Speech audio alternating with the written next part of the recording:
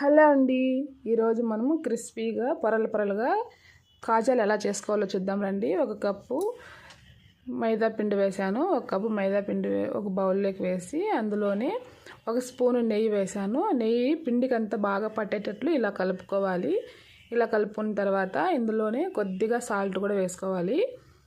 కొద్దిగా సాల్ట్ కూడా వేసి ఇలా బాగా కలుపుకోవాలి. చూడండి, ఇలా కలుపుకుంటే సరిపోతుంది. పిండి అనేది బాగా కలుపుకోవాలి. ఇప్పుడు అందులో వంట సోడాను కూడా కొద్దిగా వేసి కలిపాను. ఇప్పుడు వాటర్ పోసుకుంటూ కొంచెంగా మనం చపాతీ పిండి ఎలా కలుపుకుంటామో అలా కలుపుకుంటే సరిపోతుంది.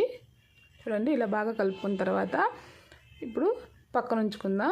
కలిపేసి ముద్దలాగా పక్కన పెట్టుకునేసి స్టవ్ వెలిగించుకొని ఒక మందపాటి గిన్నె పెట్టుకొని ఒక కప్పు మైదా పిండికి 1.5 కప్పు చక్కెర వేసి ఒక 1/2 కప్పు వాటర్ వేసాను. పాకం అవసరం లేదు, కొంచెం అట్లా జిగురుగా వస్తే సరిపోతుంది అంతేను. పాకం పట్టే పని లేదు. అందులోనే యాలకుబుడ్లు కూడా దంచేసి అలా వేసాను. ఇప్పుడు పిండిని ముందుగా కలిపి పెట్టుకున్నాం కదా, ఇలా చపాతీలాగా రుద్దుకోవాలి. నాకైతే ఒక 6 చపాతీలు అట్లా అయినాయి. ఇలా రుద్దుకుంటే సరిపోతుంది.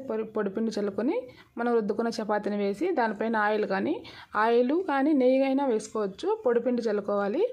తర్వాత మళ్ళీ ఇంకొక చపాతీని వేసుకోవాలి. మనము రుద్దుకున్న చపాతీలన్నీ ఒకదానిపైన ఒకటి ఇలా ఆయిల్ చల్లుకొని పొడిపిండి చల్లుకొని ఇలా పెట్టుకోవాలి. సైడ్లు కరెక్ట్గా లేకుంటే ఇలా కట్ చేసుకోవాలి. అన్నీ ఒకే షేప్ వచ్చేటట్లు కట్ చేసుకొని పొడిపిండి చల్లుకొని లాస్ట్లో మళ్ళీ ఇలా రోల్ చేసుకోవాలి.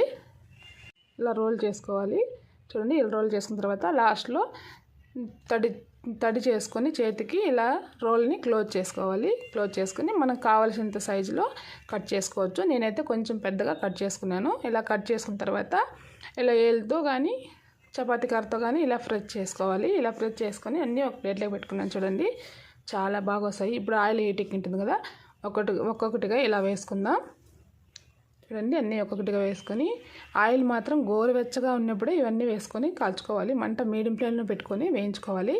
చూడండి, మంచి గోల్డ్ కలర్ వచ్చాయి కదా. ఇప్పుడు మనం ముందుగానే పాకం పట్టి పెట్టుకున్నాం కదా, అన్నీ మొత్తము ఆ పాకంలో వేసుకొని 5 మినిట్స్ పాటు అలాగే ఉంచేసామంటే కాజాలు రెడీ అయిపోతాయండి. చాలా బాగుంటాయి. మీరు కూడా ఒకసారి ట్రై చేయండి.